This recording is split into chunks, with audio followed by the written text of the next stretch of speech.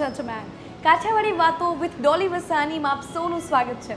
This is a very special podcast series of Kathiyawadi cocktail and urban Gujarati movie કે જે ખૂબ જ જલ્દીથી તમારા નજીકના સિનેમાઘરોમાં રિલીઝ થવા જઈ રહી છે. And for this podcast series we are here at Garam Giggle the rooftop cafe in Rajkot. So Kathiawadi cocktail મૂવીની વાત થઈ રહી છે ત્યારે આ મૂવી બનાવવા પાછળ જે પૂરી ટીમ છે એમની સાથે આજે આપણે ઘણું બધું કોન્વર્સેશન કરવા જઈ રહ્યા છે. વી gonna have a creative team કે જે આપણને ઘણી બધી ડિટેલ્સ આપવાના છે કે કોઈ પણ એક મૂવી બનાવવા પાછળની પ્રોસેસ શું છે ને કેટલા ચેલેન્જીસ એ લોકો ફેસ કરતા હોય છે. So for this episode we gonna have a writer Payal Rathod. So yes, hi Payal. Yeah, so being in radio, how difficult it is to manage the writing portion? Actually difficult નહીં, હું ઇઝી કહીશ, કેમ કે રેડિયોમાં કામ કરવાની સાથે સાથે એક યુઝ ટુ થઈ જાય કંઈક ને કંઈક ક્રિએટિવ કરવાને લઈને, એટલે સતત નવું વિચારતું રહેવું, સતત નવા આઈડિયાઝ સાથે કામ કરતું રહેવું, તો બહુ મજા પડી. અને ડિફિકલ્ટીઝ નહીં, પણ મેં કીધું એમ કે મારી માટે બહુ જ ઇઝી થઈ ગયું, કેમ કે હું ક્રિએટિવ ફિલ્ડ સાથે જોડાયેલી છું, તો રાઇટિંગ પાર્ટ મારી માટે મજાનું કામ હતું, એટલે બહુ મજા પડી. क्या बात है. So somewhere you relate the radio with this Yes, writing. yes, So definitely. glad. અને મૂવી લખશો ક્યારેય ભવિષ્યમાં એવું વિચાર્યું હતું? ક્યારેય નહીં, નેવર. અને આ મારી પહેલી મૂવી છે, એટલે બેસ્ટ ઓફ લક. પણ આ મજા પડશે જોઈને. વ્યુઅર્સને હું ચોક્કસ કહીશ કે તમે પ્લીઝ ફીડબેક આપજો કે કેવું લાગ્યું. પણ મેં ક્યારેય નહોતું વિચાર્યું કે હું મૂવી લખીશ, પણ જ્યારે મને અભિષેકનો કોલ આવ્યો અને એણે કીધું કે ભાઈ ટ્રાય તો કર, તો મને થયું કે ચલો ટ્રાય તો કરીએ. અને ટ્રાયમાં બહુ જ સરસ કંઈક બની ગયું. અને યસ, હવે તમે જોશો બહુ જ જલ્દી તમારા નજીકના સિનેમાઘરોમાં. Okay, so we are actually very excited. So we're gonna have a writer and director, Mr. Abhishek Pandya. So urban Gujarati મૂવીની વાત કરીએ છીએ એટલે ક્રિએટિવિટીની વાત થઈ રહી છે, અને જ્યારે રાઇટિંગ પોર્શનની વાત કરું છું તો અર્બન ગુજરાતી મૂવી અને આ સ્પેશિયલી કાઠિયાવાડી છે, તો કાઠિયાવાડીની થોટ પ્રોસેસ ફાસ્ટ કરવી અને એને ઇમ્પ્લિમેન્ટ કરવીને મૂવી સુધી પહોંચાડવી કેટલું ડિફિકલ્ટ પડે છે? સૌથી પહેલાં તો જય દ્વારકાધીશ. મૂવી લખવાનું સ્ટાર્ટ કર્યું ત્યારે વિચાર્યું નહોતું કે આ બનશે અને રિલીઝ થશે. પાયલને મેં એ જ કીધું હતું કે આપણે લખીએ, જોશું કઈ રીતે આપણે આગળ મેકિંગમાં જઈએ અથવા રિલીઝ કરીએ. પણ જ્યારે લખતો ગયો એ રીતે આપણને કોઈ આખી સ્ટોરી મગજમાં નહોતી કે ચાલો આપણે આ પોઈન્ટ લેવો છે અથવા આ કંઈ લેવું છે. પણ જેમ જેમ આગળ કેરેક્ટર્સ ડેવલપ થતા ગયા એ રીતે આગળ થતું ગયું કે ચાલો હવે આ કંઈક સારું બની ગયું છે, હવે આપણે આના ઉપર ફિલ્મ બનાવી શકશું. વાંચીને અમને લાગ્યું કે ના સારું છે તો આપણે ફિલ્મ બનાવી. ક્યાં વાત હે. એટલે અત્યારે યંગ જનરેશન જો કાઠિયાવાડી ભાષાને જે મહત્ત્વ આપે છે અને લોકો સુધી પહોંચાડે છે, જે જાગૃતિ ફેલાવે છે કે આપણી કાઠિયાવાડી ભાષા પ્રત્યે, હકીકત અત્યારે જોઈએ છીએ તો આ ભાષા કદાચ લુપ્ત થતી જાય છે.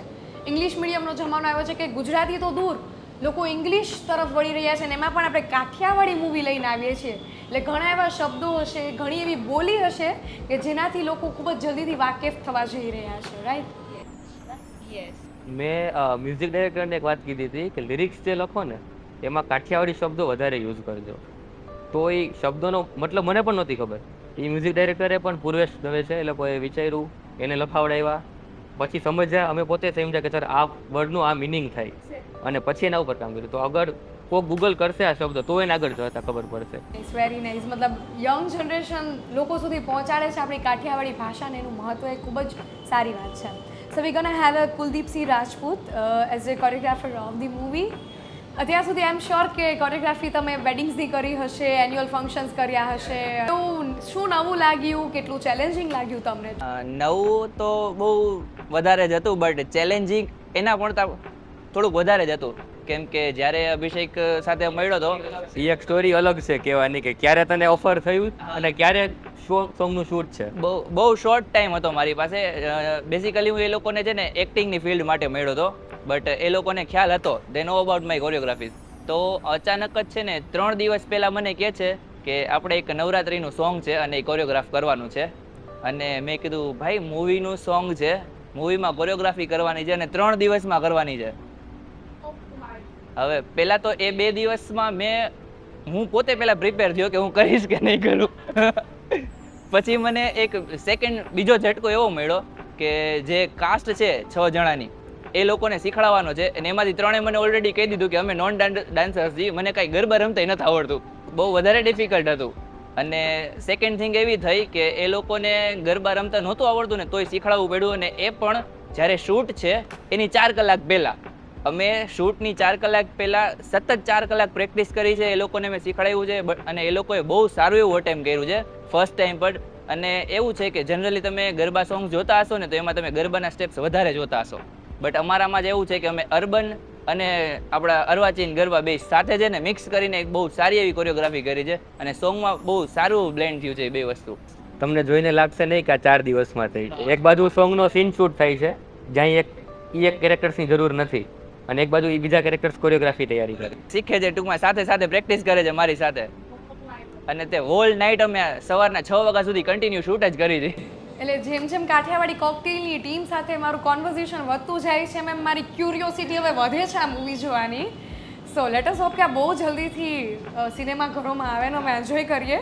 ઘણા બધા ચેલેન્જીસ અમે ફેસ કર્યા છે, ઘણા બધા એવા પોઝિટિવ અપ્રોચ થયા છે કે જેમાંથી તમે શીખ્યા પણ ઘણું હા, છે. બહુ બધું. So we are highly excited to enjoy this movie. So further we gonna have a Khushi Goswami as a production manager. So hi, મેનેજમેન્ટની જ્યારે વાત કરવા જઈ રહ્યા છીએ ત્યારે આઈ એમ શ્યોર કે બધી જ કાસ્ટના તમારે ટાઈમિંગ મેનેજ કરવા પડતા હશે, right? So how difficult it is? I believe in team work is a dream work. અને મારી જે ટીમ હતી ને એટલી સપોર્ટિવ હતી કે મતલબ મને બી કોઈ દિવસ પ્રોબ્લેમ એવી દેખાડી નથી કે એ લોકોએ મને એવી રીતના પ્રોબ્લેમમાં પડવા નથી દીધી. એટલે મારી જે ટીમ હતી ને એટલી સ્ટ્રોંગ હતી અને સપોર્ટિવ હતી કે જેના લીધે મેં આખું મતલબ જે બી પ્રોબ્લેમ્સ આવ્યા એ ફેસ કર્યા એન્ડ અમે બહુ સારું રિઝલ્ટ આપ્યું. ક્યારેક ક્લાઇમેટ રિગાર્ડિંગ થયું કે કોઈ વેધર તમે એક્સપેક્ટ કરતા હોય ને એવું ન હોય ને એના લીધે કોઈ? એકચ્યુઅલી આઈ થિંક મૂવીમાં છે ને અમે લોકોએ શેડ્યુલિંગ કર્યું હતું કે આ દિવસે આ વસ્તુ જોઈએ કે આ વસ્તુ આ શેડ્યુલ છે કે એટલે શેડ્યુલમાં ચેન્જ થાય, શૂટ ચેન્જ થાય એટલે અમારું આખું ટાઈમ ટેબલ ચેન્જ થઈ જાય. એટલે એના માટે ઘણા બધા પ્રોબ્લેમ ફેસ કર્યા હતા, બટ મારી ટીમ મારી સાથે હતી એટલે ના વાંધો. તમારી ટીમના સપોર્ટના લીધે you are finding it easy કે અને ટીમવર્ક ઇમ્પોર્ટન્ટ છે એ પણ આના પરથી જાણી શકાય કે જ્યારે કોઈ પણ સારું મૂવી આવતું હોય કે કોઈ પણ પ્રોજેક્ટ હોય એ કોઈ એક વ્યક્તિનો રોલ નથી આઈ ગેસ. સો બધા સાથે કમ્પાઇલ કરીને મૂવી પાછળ વર્ક કરે અને આઈ એમ શ્યોર કે એનું result best of the best મળવાનું છે. સો એક રેપિડ ફાયર કરીએ? રેડી?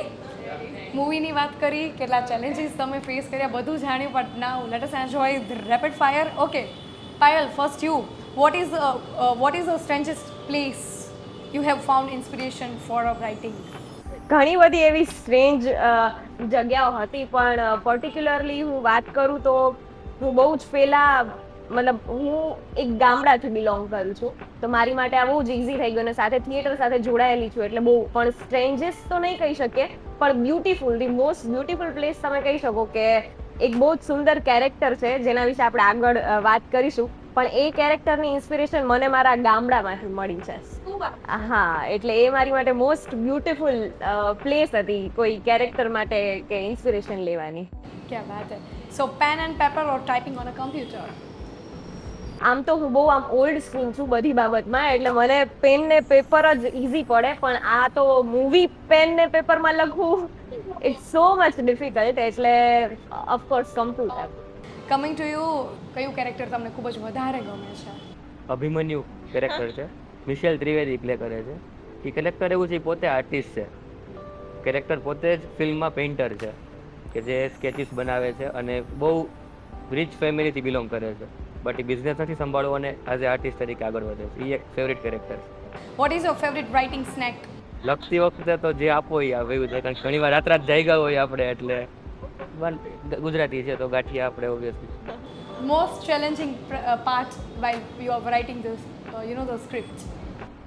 ક્લાઇમેક્સ લખવો, કારણ કે આખી સ્ટોરી વિચારી નહોતી કે આનું એન્ડિંગ આવો કરશું. હવે જ્યારે પહોંચ્યા હોય ત્યારે એટલે યાદ હોય કે હવે છેલ્લા 3 સીન બાકી છે, પણ એ 3 સીનમાં શું લખવું એવું કે જેથી આખું આગળના 70 સીન સારા લાગે.